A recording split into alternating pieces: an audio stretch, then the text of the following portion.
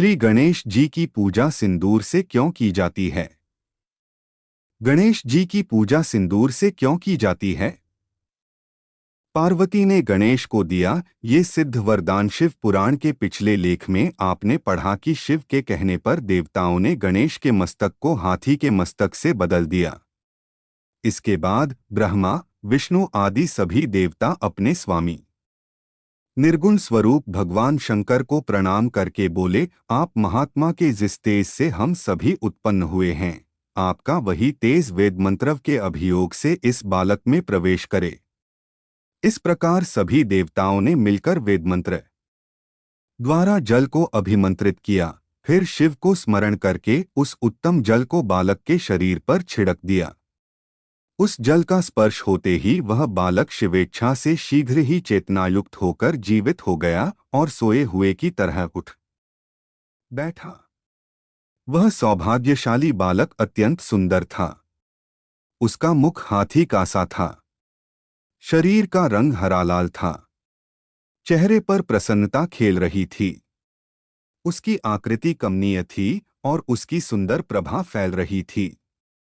पार्वती नंदन उस बालक को जीवित देखकर वहां उपस्थित सभी लोग आनंदमग्न हो गए और सारा दुख विलीन हो गया। तब हर्ष विभोर होकर सभी लोगों ने उस बालक को पार्वती जी को दिखाया। अपने पुत्र को जीवित देखकर पार्वती जी प्रसन्न हुई। जब विकृत स्वरूप वाले गिरिजापुत्र गजानन व्यग्रता रहित होकर जीवित हो उठे, तब गणनायक देवों ने उनका अभिषेक किया। अपने पुत्र को देखकर पार्वती देवी आनंदमग्न हो गई और उन्होंने हर्षातिरेक से उस बालक को दोनों हाथों से पकड़कर छाती से लगा लिया। फिर अंबिका ने प्रसन्न होकर अपने पुत्र गणेश को अनेक प्रकार के वस्त्र और आभूषण प्रदान किए। तदंतर सिद्धियों ने अनेकों विधि विधान से उनका पूजन किया और माता ने अपने सर्वदुआखारी हाथ से उनके अंगों का स्पर्श किया। इस प्रकार शिवपत्नी पार्वती देवी ने अपने पुत्र का सत्कार करके उसका मुख चूमा और प्रेम पूर्वक उसे वरदान देते हुए कहा, इस समय तुझे बड़ा कष्ट झेलना पड़ा है, किंतु अब तू कृतकृत्य हो गया है। तू धन्य है।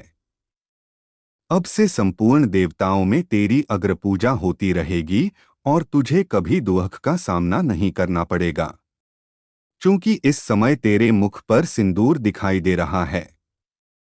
इसलिए मनुष्यों को सदा सिंदूर से तेरी पूजा करनी चाहिए।